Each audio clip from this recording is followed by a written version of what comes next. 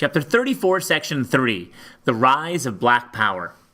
After the Watts riots, Martin Luther King Jr. visited Los Angeles to find out what had happened and why. While touring Watts, King was booed by residents who had lost faith in his strategy and goals.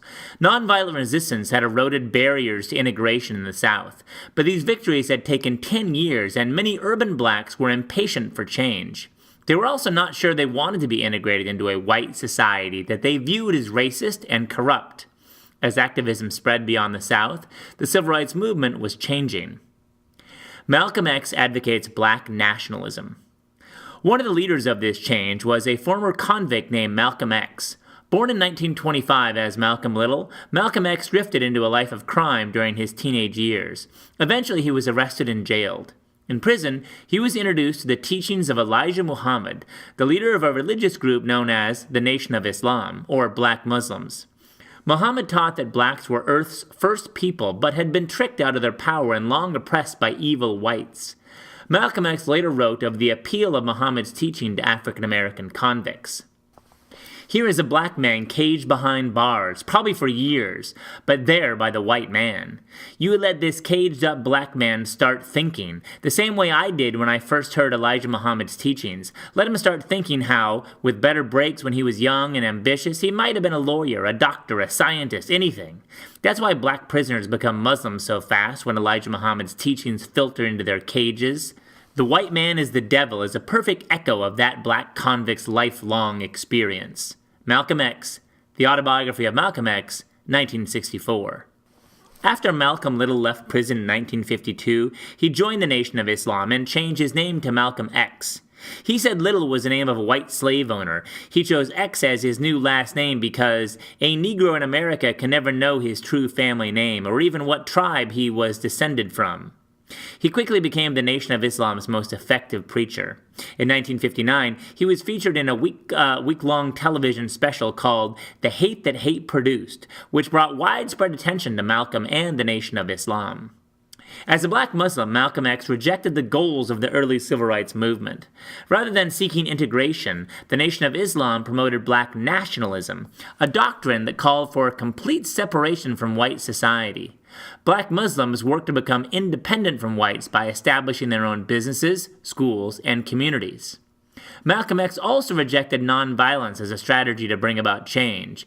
Speaking to a group of black teenagers in New York City in 1964, he said, "If the leaders of the nonviolent movement can go to the white community and teach nonviolence, good. I'd go along with that.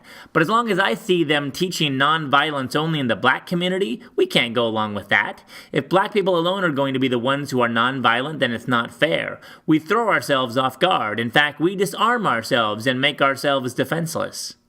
By the time he made this speech, Malcolm X had split with the Nation of Islam. During a pilgrimage to the Muslim holy city of Mecca in 1964, he had met Muslims of all races, including blonde-haired, blue-eyed men I could call my brothers. On his return home, Malcolm X converted to Orthodox Islam and began to reach out to people of all races, making a broader call for human rights. His change of heart upset many black Muslims. In 1965, 3 members of the Nation of Islam assassinated Malcolm X while he was speaking in New York City. SNCC stands up for black power. A year after Malcolm X's death, SNCC leader Stokely Carmichael introduced the idea of black power to the civil rights movement. Black power had a variety of meanings, such as political power, economic power, and pride in being black. In a speech on black power, Carmichael observed that this country knows what power is. It knows it very well, and it knows what black power is because it deprived black people of it for 400 years. So it knows what black power is. We are on the move for our liberation. The question is, will white people overcome their racism and allow for that to happen in this country? If that does not happen, brothers and sisters, we have no choice but to say very clearly, move over or we're going to move on over you. Stokely Carmichael, speech in Berkeley, California, 1966. Carmichael went on to convert SNCC from an integrated organization to an all-black organization.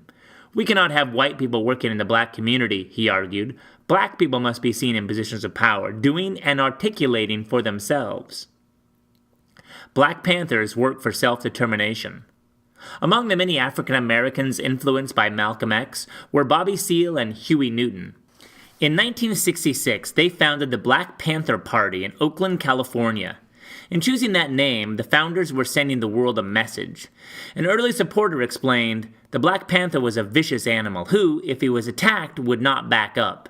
It was a political symbol that we were here to stay and we were going to do whatever needed to be done to survive."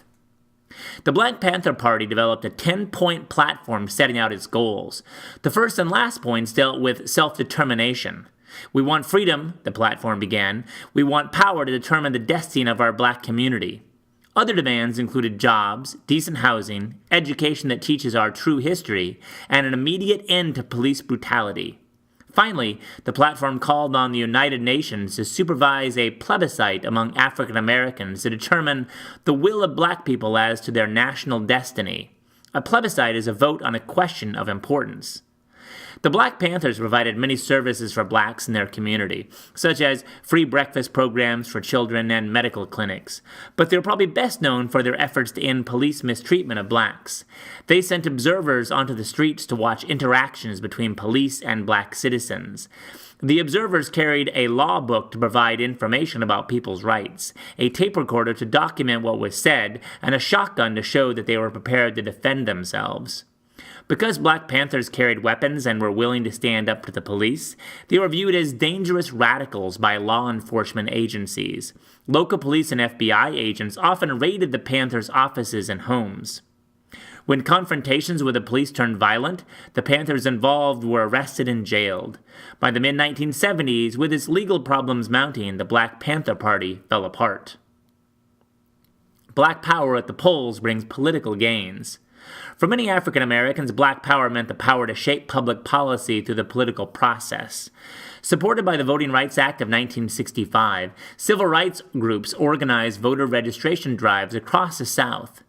Between 1964 and 1968, the number of Southern blacks registered to vote rose from 1 million to 3.1 million.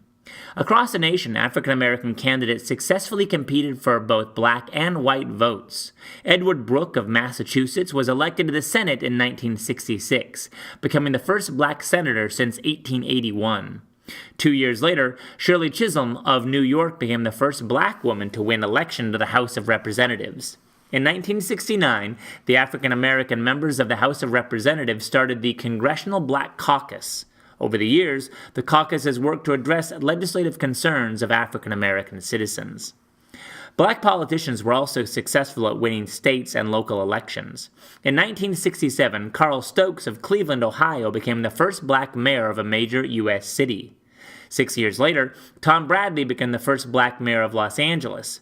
Bradley won by forging a powerful coalition that included inner-city blacks, the Jewish community, and business and labor leaders. He built bridges to whites and to other groups, noted a political scientist, without ever losing his commitment to the black community. Bradley was re-elected 4 times, serving as mayor for 20 years. African Americans also rose in the judicial branch of the government. Thurgood Marshall, who had argued the Brown v. Board of Education case as the NAACP's lead attorney, was named the first black Supreme Court justice in 1967. Black pride, the growth of Afrocentrism.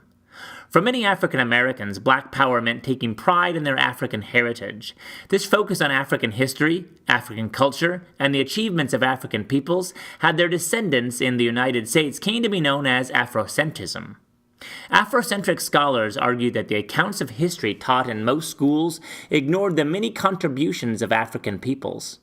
In their view, Afrocentrism helped to balance the Eurocentric or European-centered view of the past that had long been presented to American schoolchildren, both black and white. African Americans showed pride in their heritage in many ways. College students pushed for the establishment of African and African American studies classes. Museums began to show African American history and art. On a more day-to-day basis, many blacks began to dress in traditional African clothing, wear their hair in African styles called afros, and exchange their Eurocentric names for Afrocentric ones. In 1966, a black scholar invented an Afrocentric holiday called Kwanzaa, which takes place each year between December 26th and January 1st. During Kwanzaa, black Americans celebrate 7 principles of African American culture, including faith, creativity, and unity. Black writers also expanded Afrocentric culture as they wrote about their experiences. Poets like Nico Giovanni and playwrights like Amira Baraka and August Wilson brought the struggles of African Americans into their poems and plays. Novelists like Maya Angelou, Toni Morrison, and Alice Walker wrote widely read novels about African American life, both past and present. In 1977, a 12-hour television miniseries on African American life called Roots became one of the most highly rated shows in television history. Based on a historical novel by Alex Haley, Roots told the story of several generations of an enslaved black family.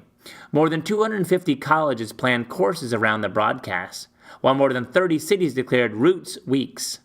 Vernon Jordan, former president of the Urban League, called the miniseries the single most spectacular educational experience in race relations in America.